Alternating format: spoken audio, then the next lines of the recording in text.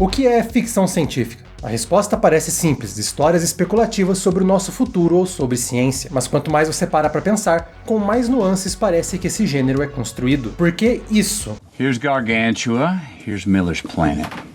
Instead of taking the Endurance into orbit around Miller's planet, which would conserve fuel but we would lose a lot of time, what if we take a wider orbit around Gargantua, parallel with Miller's planet outside of this time shift? E isso? I've got a piece of debris. I think I've figured out a way.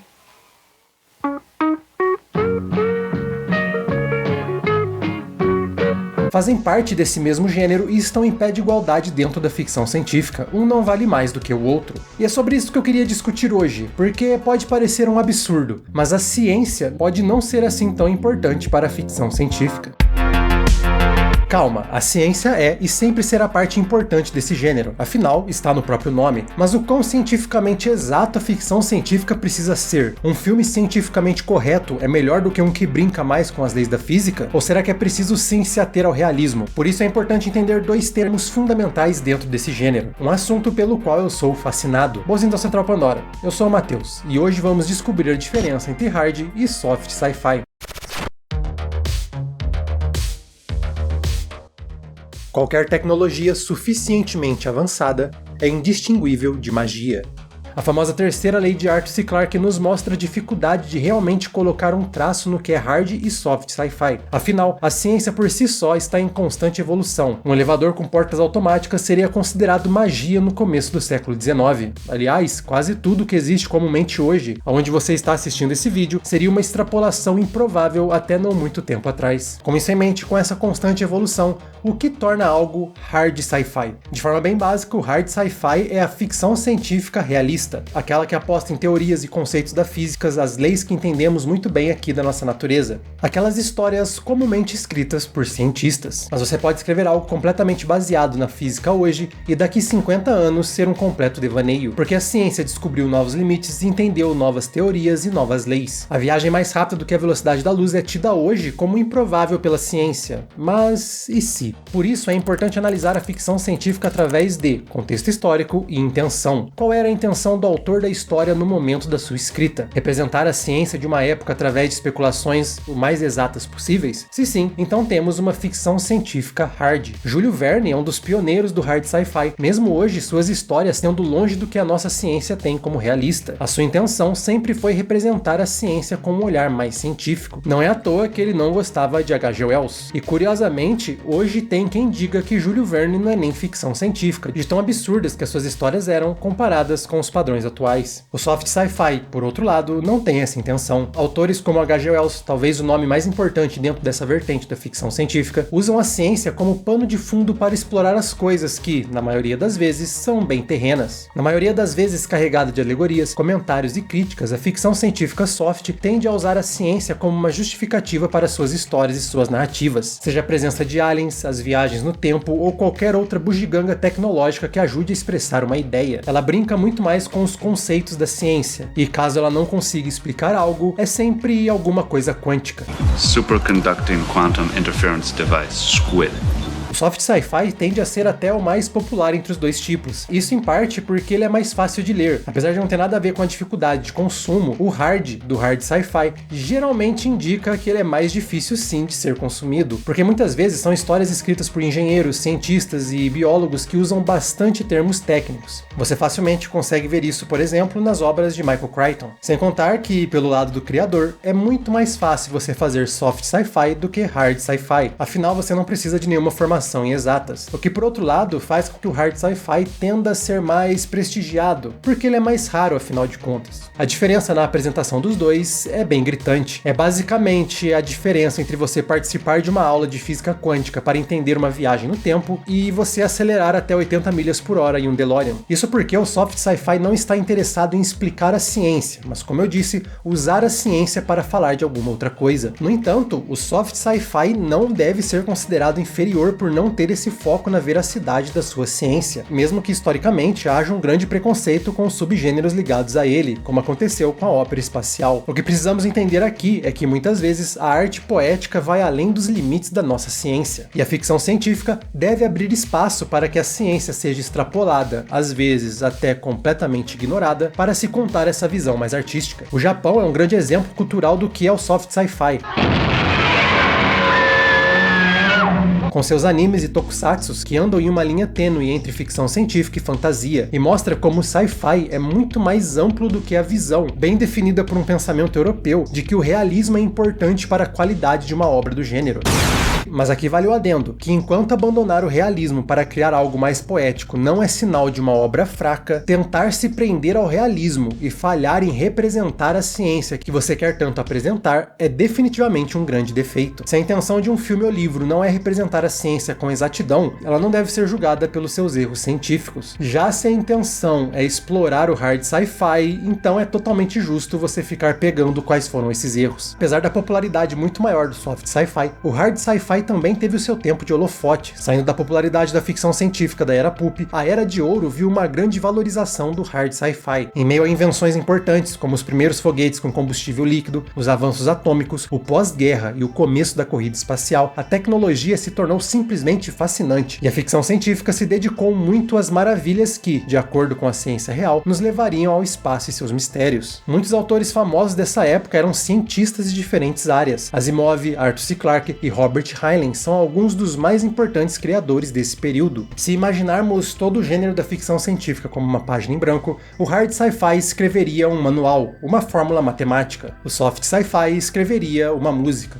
um poema. Então assim é fácil entender os termos, existe uma linha definida no que é hard e no que é soft sci-fi. As duas vertentes, a ficção científica realista e a não realista. Mas o problema é que não é uma linha que separa essas duas vertentes, mas sim um espectro. Não é incomum até mesmo encontrar histórias que naveguem dentro dessas duas definições, como o espetacular The Expanse, que tem um começo bem ligado ao hard sci-fi, mas avança para ideias bem mais ousadas e que definitivamente não se prendem ao realismo. 2001, talvez o mais famoso filme hard sci-fi que exista, tem um tom similar. Entre os fãs do gênero, existe até mesmo escalas que ajudam as pessoas a encaixar certos filmes dentro de cada vertente. A escala de Mohs, que é usada pela comunidade do TV Tropes, sendo talvez a mais comum. O mais importante, no entanto, é entender o que está nos dois extremos desse espectro. O hard sci-fi, com pouco espaço para extrapolações, como o Enigma de Andrômeda ou Gravidade, que alguns até mesmo não acham que deve ser considerado ficção científica, indo até o outro lado, com a ópera espacial, com seus Star Wars, DeLoreans e tokusatsus, que se importam muito menos com o realismo e mais em como usar o seu cenário para falar sobre algo. Tendo essa noção, é fácil você conseguir visualizar em qual parte do espectro a história que você está acompanhando cabe. Por exemplo, Tropas Estelares está bem longe de ser hard sci-fi, mas Heinlein é tão consistente, tão específico com a ciência que ele cria para o livro, principalmente nos trajes de combate, que também é difícil classificar ela como soft sci-fi completo. Com isso, ele tá mais ou menos aqui, o que seria uma posição 4 de 6 na escala Mohs. Além disso, também é importante ressaltar que enquanto hard sci-fi pode ter um foco muito maior em utilizar apenas a ciência, como Primer, que está muito mais interessado na ciência sobre viagem no tempo para criar um mistério, temos também filmes como Gattaca, que é um ótimo exemplo dessa categoria, um ótimo hard sci-fi, mas ele é também uma óbvia alegoria à segregação, é tão filosófico e humano quanto é de exatas. É basicamente a combinação das ciências empíricas do hard sci-fi com as ciências sociais do soft sci-fi, o que horas pode parecer segregado, mas no final tá tudo junto. E eu acho que esse é um ponto interessante e que às vezes é esquecido, e foi até um dos motivos da Era de Ouro ter perdido tanta importância depois do final da década de 50. O público, e algumas vezes até os autores, esquecem que a ficção científica deve ser sobre algo maior, sobre a própria humanidade, e principalmente a nossa relação com nós mesmos e também com a tecnologia. E não, eu não estou tentando ditar as regras de como a ficção científica deve ser escrita. Existem histórias fantásticas que usam a ciência apenas pela ciência. Mas no fim das contas, eu realmente acredito que esse gênero só tem tanta força e se manteve tão relevante por tanto tempo porque ela é capaz de se relacionar diretamente com o nosso presente, usando muitas vezes uma linguagem lúdica e até divertida para falar sobre problemas que são bem complexos. E isso sempre vai ser mais importante na ficção científica do que se apegar ao realismo. Por muito tempo, houve até mesmo uma tentativa por outros autores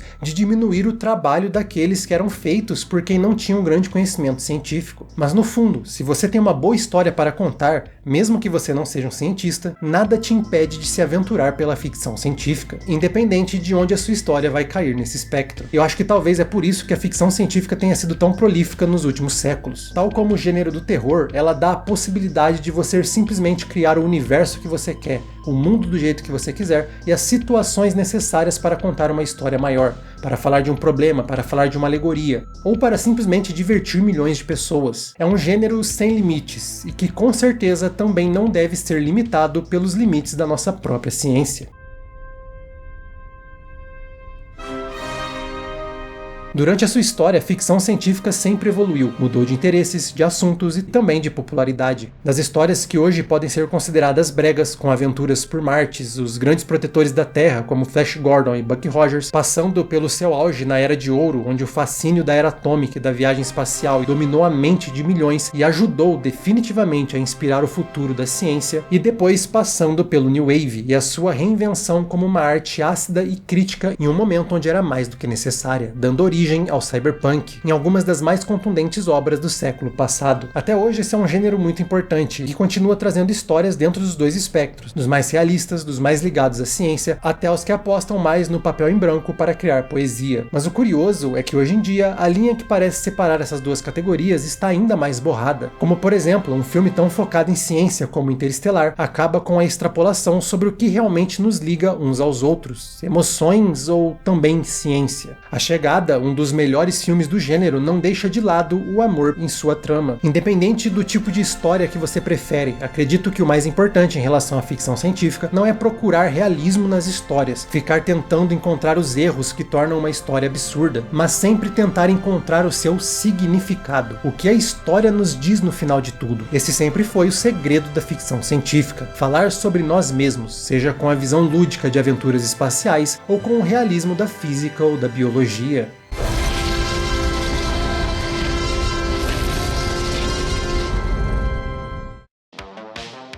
A ficção científica é divertida, muitas vezes boba, mas ainda assim é muito importante, talvez o mais importante gênero de todos. Obviamente eu sou suspeito para falar isso, que essa é a minha opinião totalmente parcial sobre o assunto. Afinal, não tem nada que eu ame mais do que explorar os muitos universos da ficção científica e trazer entretenimento de todas as galáxias. Eu fico muito feliz por ter pessoas que me apoiam nessa minha jornada, como Saren e Daniel Câmara, dois dos nossos membros da Ponte de Comando, e também, é claro, os nossos oficiais de ciências, William França, André Malícia, André Ornelas, André Pena e JF Investor. Vocês e todos os nossos outros apoiadores e você que está assistindo esse vídeo são muito importantes para continuarmos mantendo a nossa nave voando pelos universos da ficção científica.